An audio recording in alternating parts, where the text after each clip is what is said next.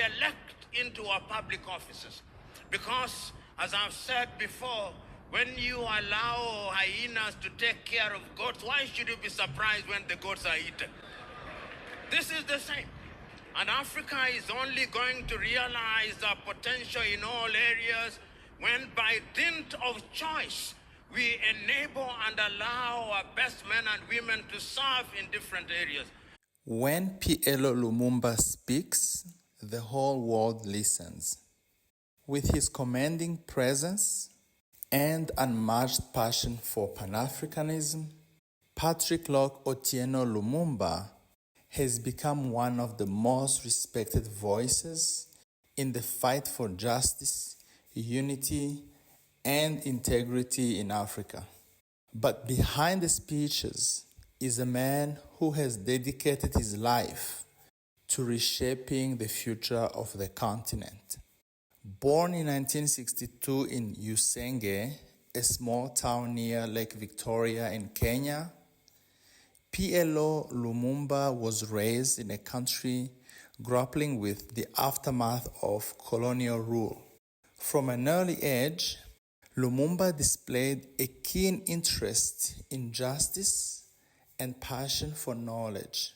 His name itself, Lumumba, was inspired by the Congolese leader Patrice Lumumba, a figure who shaped his worldview. Lumumba's academic journey took him far. He earned his bachelor's and master's degrees in law from the University of Nairobi, followed by a PhD in law from the University of Ghent in Belgium.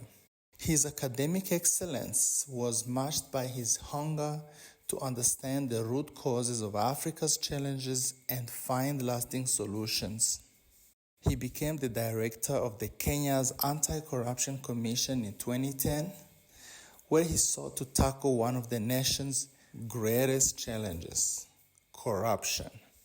P.L.O. Lumumba is one of the leading proponents of Pan-Africanism, a philosophy that calls for African nations to unite, embrace their shared identity, and chart their own path to progress. We are politically weak. We are economically weak. Socially, we are disorganized. Culturally and spiritually, we are confused. That is the continent in which we are today. We unite or we perish. That as I travel along across the world, people do not care about our Tanzanianness or our Ghanaianness or our Kenyanness or our Ethiopianness. In their eyes, we are all Africans. And perhaps that is what we should use as the building block in order to talk about African unity. He draws inspiration from leaders like Kwame Nkrumah, Julius Nyerere, and Nelson Mandela. For Lumumba, Pan-Africanism is not just an ideal but a necessity in a world where Africa's vast resources are often exploited by external powers. In his speeches, Lumumba calls on Africans to embrace self-reliance, reject corruption, and foster unity across borders. His message resonates deeply, especially among the youth, who see him as a beacon of hope for a brighter future. As long as we remain the way we are, then Africa in the next 25 years will be recolonized. But even as his voice inspires, P.L.O. Lumumba has not escaped criticism. Some argue that his speeches, though powerful, often lean on rhetoric rather than actionable results.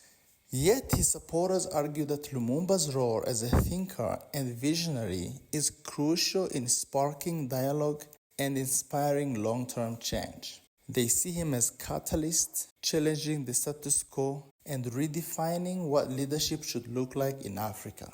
For the youth of Africa, Lumumba represents more than a lawyer or a speaker.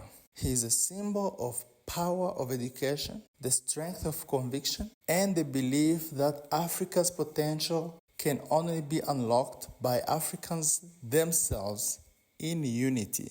When Africans are told, choose you now whom we shall release, Jesus of Nazareth or Barabbas, they say, release Barabbas.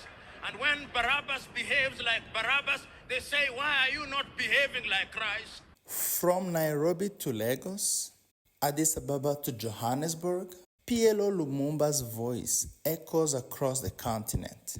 His Pan-African philosophy has sparked conversations in classrooms, boardrooms, and parliaments alike. He remains a staunch leading advocate for a united, corrupt-free Africa that can take its place on the global stage. If you look at all our sectors and look at them, look at our agriculture, almost all African countries are net food importers. There is not a single African country that is in meaningful technology. Not a single African country produces a mobile phone. Yet the single most important ingredient in mobile telephony is to be found in the Democratic Republic of Congo. Not a single African country produces a car other than assembling completely knocked down kits. What do you think of PLO Lumumba's vision for Africa? Is Pan-African unity the key to the continent's future? Let us know your thoughts in the comments below. And don't forget to like, share, and subscribe as we continue to explore the lives of Africa's history makers.